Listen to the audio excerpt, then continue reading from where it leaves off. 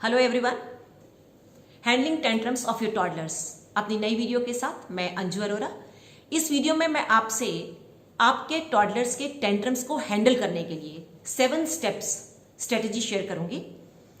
Before I share the strategy, मैं ये ज़रूर चाहूंगी कि आप ये ज़रूर जानें कि बच्चों में टेंट्रम्स होते क्यों हैं और क्या वो टेंट्रम्स प्रिवेंट किए जा सकते थे या वो उन्हें हमें अब हैंडल करना है। तो अगर आपको ये क्लियर है कि टेंट्रम्स क्या होते हैं, क्यों होते हैं, प्रिवेंट कैसे किए जा सकते हैं, बहुत अच्छा। अगर आपको ये क्लियर नहीं है तो मेरी video preventing tantrums of your toddlers जरूर देखें। अब हम इसमें बात करते हैं हैंडलिंग टेंट्रम्स की। तो हैंडलिंग टेंट्रम्स का फर्स्ट जो आपका स्टेप रहेगा स्ट्रेटेजी का, that is keep calm and try ignoring. अगर आपके बच्चे को टेंट्रम हो ही गया है तो अब आपको सबसे पहले शांत रहना है और उसको इग्नोर करने की कोशिश करनी है। लेकिन आपने इग्नोर क्यों करना है ये ध्यान देना जरूरी है और किस स्थिति में करना है। अगर तो आपके बच्चे का टेंट्रम उसकी बेसिक जरूरतों के पूरी ना होने की वजह से है, नींद, थकान, भूख, आप उसकी बात नहीं समझ पा रहे हैं, अगर उस वजह से टेंट्रम हो रहा है तो आपको उसे अटेंड करना है। लेकिन अब अगर टेंट्रम पावर स्ट्रगल है, बच्चा कोई वो काम करना चाह रहा है जो उसके लिए सही नहीं है, ये आपको पता है, बच्चे को नहीं पता, लेकिन बच्चा उस जिद में वो काम को करना चाह रहा है। कोई सामान जो उसे आपको नहीं दिलाना है, जो जरूरत नहीं है या उसके लिए सही नहीं है, आपको उसे नहीं दिलाना है, लेकिन बच्चा जिद कर रहा है और अब वो टेंट्रम कर रहा है। तो जैसे ही आपके बच्चे का टेंट्रम हो, और ये टेंट्रम्स यूजुअली बच्चे 2.5-3 साल के जब हो जाते हैं उसके बाद ये टेंट्रम शुरू होते हैं पावर स्ट्रगल वाले। आपके बच्चे को जैसे ही टेंट्रम हो, विद इन सेकेंड्स आप अपने दिमाग में ये असेस करें कि ये टेंट्रम किसी बेसिक जरूरत की पूरी ना होने की वजह से हो रहा है या पावर स्ट्रगल है। अब अगर ये पावर स्ट्रगल है तो आपने अपने को काम रखना है और इग्नोर करने की कोशिश करनी है। हाँ, इतना ध्यान जरूर रख लेना है आपने कि बच्चा ना तो खुद को हार्म कर रहा हो और ना ही किसी सामान को या किसी और चीज को हार्म कर रहा हो। कोई चिल्लाने की कोशिश नहीं करनी है आपने, कोई बोलने की जरूरत नहीं करनी, कोशिश करनी आपने सिर्फ इग्नोर करना है। इग्नोर इन द सेंस आप वहां हैं लेकिन आप बच्चे को अटेंशन नहीं दे रहे हैं। Second step, let your toddler be angry. अब उसे आप गुस्सा होने दीजिए। वो जमीन पे पांव पटक रहा है, रो रहा है, जोर जोर से चिल्ला रहा है, आप उसे होने दीजिए, उसको अटेंड बिल्कुल भी मत करिए। ये स्टेज बच्चे की 2, 3, 4 मिनट चलती है और इसको चलने दीजिए।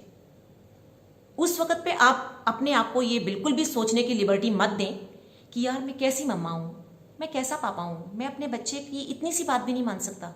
नो, उसे गुस्सा होते रहने दीजिए, क्योंकि आपके दिमाग में आपके बच्चे के लॉन्ग टर्म गोल्स, उसकी हैबिट्स, वैल्यूज जो सेटल हो रही हैं, आप उस पर फोकस कर रहे हैं। Third step, do not give in. वो गुस्सा हो रहा है, 4-5 मिनट होते होते आपकी भी पेशेंस जवाब दे जाती है, लेकिन बिल्कुल भी मत करें। एंड याद रखें, बच्चे के जब टेंट्रम्स होते हैं तो यूजुअली हम पेरेंट्स बहुत एम्बैरेस फील करते हैं। तो इसमें कोई एम्बैरेस फील करने की जरूरत नहीं है आपको। बच्चे के टेंट्रम्स आपकी पेरेंटिंग पर कोई क्वेश्चन मार्क नहीं है, वो बच्चे के डेवलपमेंटल स्टेज का एक पार्ट है। उस वक्त पे अगर आप रिएक्शन मोड में आकर लॉन्ग टर्म गोल को भूलकर शॉर्ट टर्म गोल पे उसको अपीज कर देते हैं, उसको अटेंड कर लेते हैं और उसकी वो बात पूरी कर देते हैं, तो डेफिनेटली आप अपने बच्चे को मैसेज यही दे रहे हैं कि मुझे जो भी काम करना है, कराना है, मैं रोकर मम्मी से करवा सकता हूं। तो डू नॉट गिव इन, और एम्बैरेस होने की तो कोई बात है ही नहीं। नेक्स्ट, फोर्थ आपको जो स्टेप का ध्यान रखना है, क्रिएट डिस्ट्रैक्शंस। अब अगर आपके बच्चे के टेंट्रम्स घर में हुए हैं या बच्चे के टेंट्रम्स बाहर हुए हैं, पब्लिक प्लेस में हुए हैं, इन बोथ द केसेस आपको डिस्ट्रैक्शन क्रिएट करना है। घर में होने वाले टेंट्रम में आपके लिए डिस्ट्रैक्शन क्रिएट करना बहुत आसान हो जाता है। 4-5 मिनट तक बच्चा वैसे ही रो रो के हलकान हो रहा होगा, और इन बच्चों के अटेंशन स्पैन बहुत छोटे होते हैं। इस जानकारी का आपको फायदा उठाना है। और आपको पता है आपके बच्चे को क्या करना अच्छा लगता है, आपके बच्चे को ब्लॉक से खेलना अच्छा लगता है, और अब आपको पता है कि वो रो रो कर थक चुका है, आप धीरे से गए और अपना ब्लॉक्स लेकर आ गए और बिल्कुल सुलझे हुए शब्दों में, कम शब्दों में आपने बोला, आओ बेटा ब्लॉक्स खेलते हैं। वो आ जाता है, वेरी गुड। नहीं आता, कोई बात नहीं, अभी और रो रहा है, रो लेने दीजिए। आपके बच्चे को अच्छा लगता है साइकिल चलाना, जाना पार्क में अच्छा लगता है, आप डिस्ट्रैक्ट कर सकते हैं, आओ बेटा पार्क में साइकिल चलाने जाते हैं। अगेन आ जाता है, बहुत अच्छा, नहीं आता, कोई बात नहीं, रो लेने दीजिए। और अगर आप पब्लिक प्लेस में हैं जहां आपको शर्म आ जाती है, आने देने नहीं चाहिए, बट अगर आप एम्बैरेस फील कर रहे हैं, इसलिए नहीं कि आप एम्बैरेस फील कर रहे हैं बच्चे को वहां से लेके चले जाएं, इसलिए कि आपके बच्चे की वजह से किसी और को कोई परेशानी ना हो। अब आप मॉल में हैं, आप किसी दुकान पर हैं, आपका बच्चा बिफर चुका है, उसे ये सामान चाहिए, आपको नहीं दिलाना है। और अगर दिलवाना था तो वो बातें हमने प्रिवेंटिंग टेंट्रम्स वाली वीडियो में करी हुई हैं, वहां से आप फॉलो कर सकते हैं।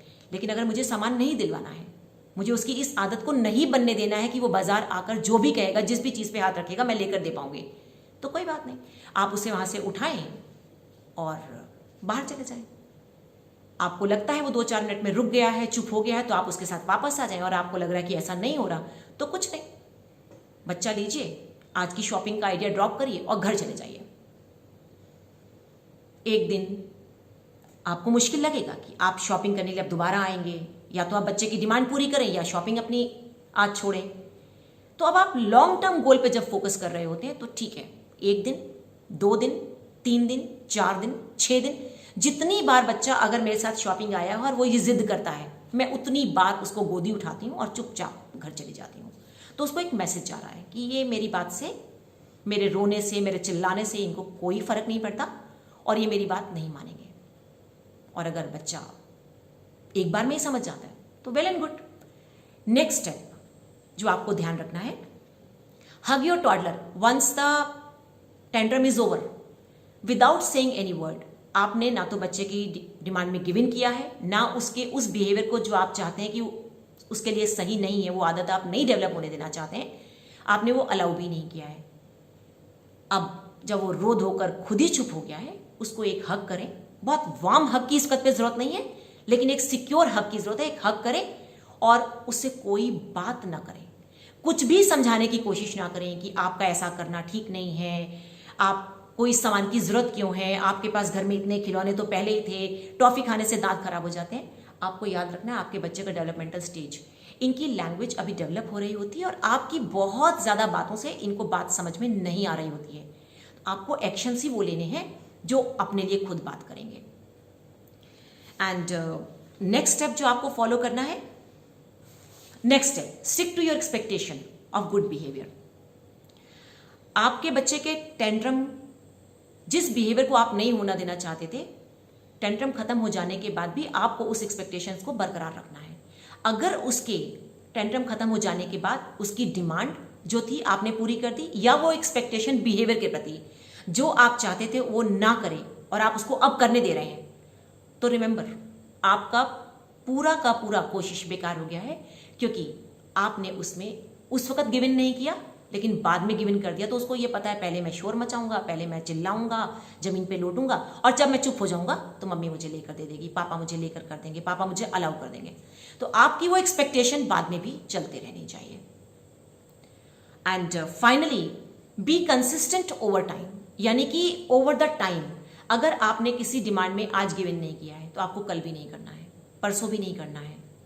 किसी बिहेवियर के प्रति जिसको सेटल करने के लिए आपने आज स्टैंड लिया था कि आप या तो ऐसा ही करने को अलाउ करेंगे या ऐसा नहीं करने को अलाउ करेंगे। बच्चा सामान उठा के फेंक रहा है, आप नहीं अलाउ करना चाह रहे हैं और वो आपका कहना ना मानने की वजह से रो रहा है, कोई बात नहीं, सामान तो नहीं फेंकना अलाउ करूंगा क्योंकि उसकी आदतें डेवलप हो रही हैं।